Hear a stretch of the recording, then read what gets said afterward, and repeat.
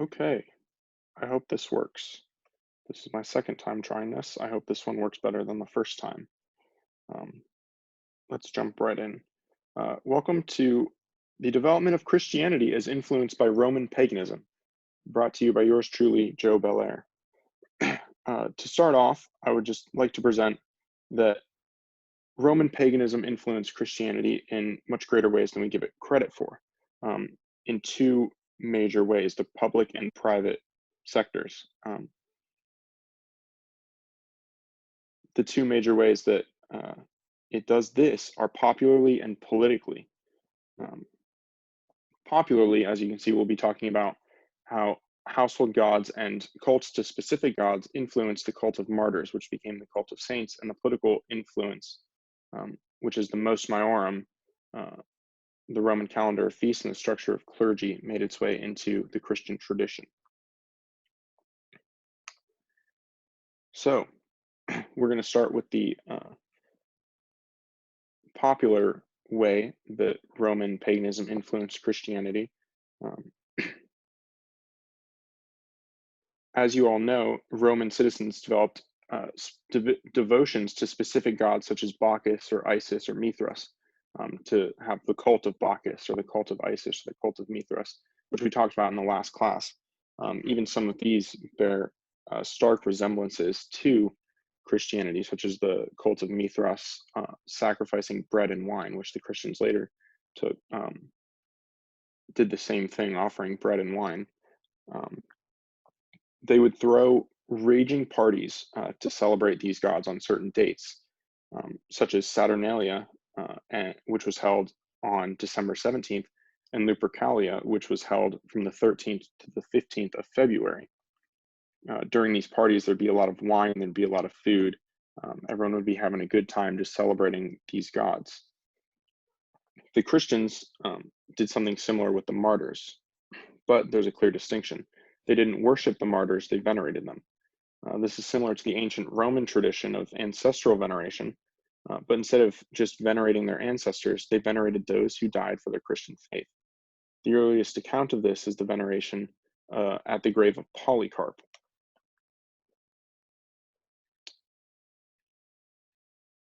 Let's see, what is going on? Why? What is?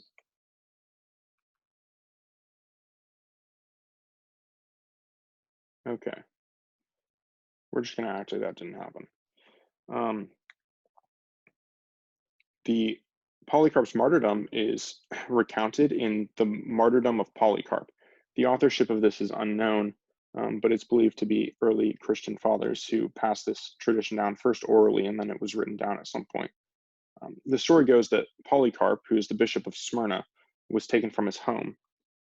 Um, the Roman soldiers came, took him into custody, and brought him to the local proconsul Quadratus, who started dialoguing with Polycarp. Um, Polycarp was very witty and basically didn't care that Quadratus was about to kill him. He it seems that he wanted Quadratus to kill him, which he does. He orders that he be burned at the stake. Polycarp goes willingly, and they were originally going to nail him into the stakes while he be burned, but Polycarp uh, responded and said, like, no, you don't have to nail me to the stakes. I'll stand here willingly while I burn. Um, while he was being burned, something really interesting happens. Tradition holds that he didn't die, but, quote, his body could not be consumed by the fire. So they commanded an executioner to go to him with a dagger. And when he did this, a great quantity of blood came forth, so that the fire was quenched. That's that's found in the martyrdom of Polycarp. Um, a lot of Christians attributed this miracle to God and to the holiness of Polycarp. His faith was like a fire, so that he could not be consumed by the earthly fire. Um, his martyrdom was followed by that of Justin Martyr, who was an apologist. He wrote two major apologies or defenses of the Christian faith. He was martyred in 165. Christians venerated these holy men and women and went to their graves to celebrate both their earthly lives and their new lives in heaven. Um, they would throw these big parties where there would be a lot of drinking, a lot of food, and at these grave sites, and celebrate the lives of the saints and their holiness, and also worship God. This is accounted in Ramsay MacMullen's book, The Second Church.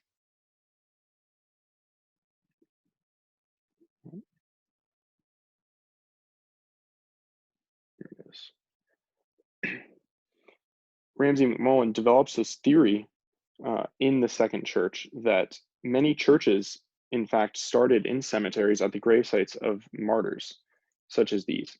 And they were only later formalized by churches with ecclesial power, which was only represented by about 5% of the total church. Bishops later tamed these wild parties by formalizing them and made them official churches. He noted that the churches started outside and they eventually built structures around the cemeteries to make it an actual building. And this is where the churches really come from. The second church is what he called it, because the second church is a private, is for the poor people. The poor people who are on the outskirts of town were not very educated. The rich people were the ones in power. They were in the center of the cities, and they controlled much of the church. But this second church, the poor church, is what started saint veneration and relics. Relics are pieces of a saint's body, usually a piece of bone, flesh, or blood, or you can have pieces from their possessions, such as their burial cloths. There are different classifications of relics: first, second, and third class relics, which denote how close that item was to the saint. And these relics were used as a way to venerate the saint and to worship God. Okay.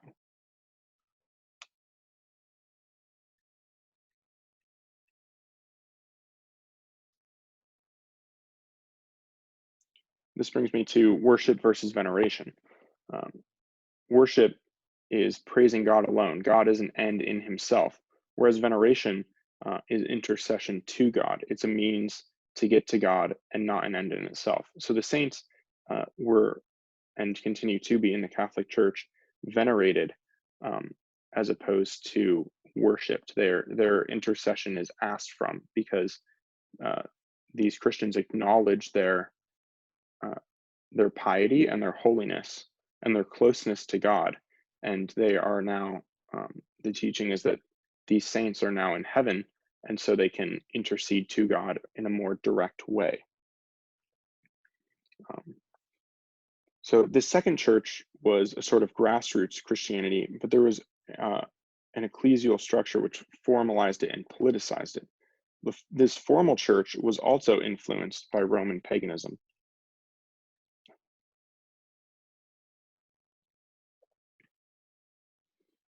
And there are a lot of parallels to the Roman public religion. First of all, the Roman concept of mos maiorum, or tradition. What our fathers did, so also we will do. Following the rubrical text was extremely important. The Romans didn't have any set doctrine or dogma, but they heavily emphasized prayer, ritual, and sacrifice. They followed the texts of these to a T. It didn't matter so much as who was sacrificing or who was celebrating the rituals. What mattered a lot more is how he did it. It had to be done in a very specific way. The correct words and actions had to be done. The early Christians also largely followed this schema, but they added doctrine with an emphasis on tradition. This is seen in the liturgical maxim, lex orandi, lex credendi, which is translated to literally, the law of prayer is the law of belief. What this means is that doctrine is integrated into the prayer, specifically the liturgy. Liturgical documents are dated back to even the first century, with texts such as the Didache, which Dr. Sutherland mentioned in the last lecture, and even the Eucharistic prayer, known as the Roman Canon, which is attributed to St. Peter. The priests who celebrate these sacraments and the liturgy had to follow the rubrics exactly as they were. And it's St. Augustine who points out that it doesn't matter how moral or immoral the priest is, but so long as he performs the sacraments in a proper way, then they are validly performed. Um, Secondly, the early Christians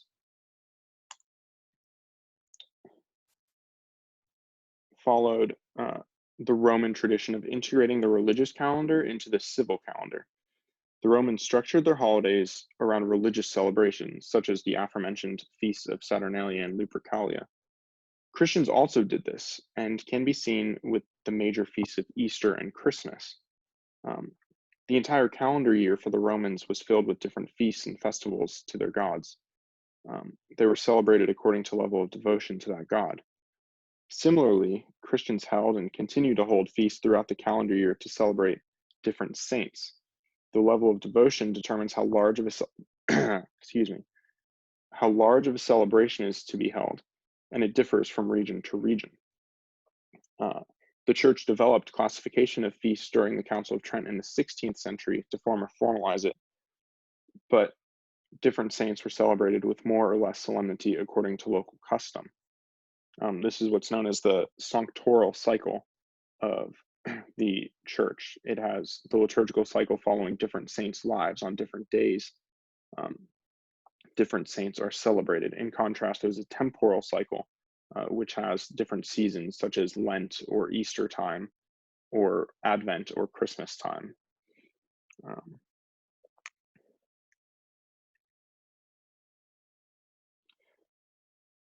The third way the church followed the Roman tradition is the hierarchy of priests.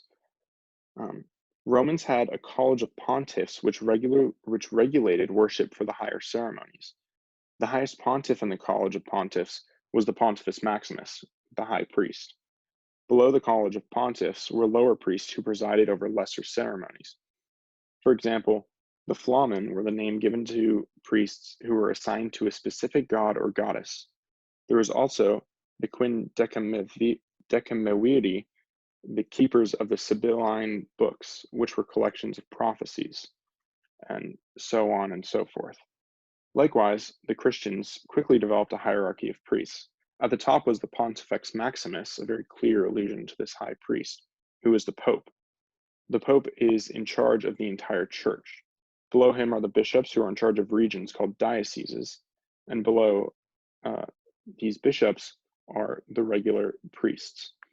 Now, dioceses are regional provinces that are used for determining jurisdiction. In the church, dioceses are run by a bishop who has juridical power over them. Ultimately, though, these bishops have to be loyal to the Pope, who is in the Diocese of Rome currently, but it has changed. These dioceses started with the Emperor Diocletian, who, as you probably know, persecuted Christians, tried to kill them all, but he made these civil dioceses in 297, and they weren't. Then the Christians modeled their dioceses after them in 313, following the Edict of Milan, when Constantine legalized Christianity.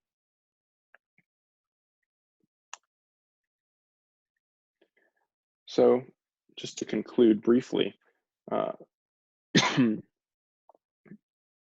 Roman tradition has trickled a lot into our Christian tradition, and especially with the current Catholic Church, you can see some clear ways that Roman paganism has influenced Christianity. This being the case, there are two very different belief systems. For starters, paganism is obviously polytheistic and Christianity is monotheistic.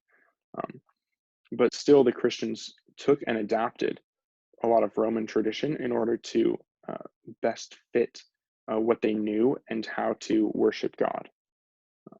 So thank you for watching, and like and subscribe. I think that's the thing that people say. Yeah, thank you.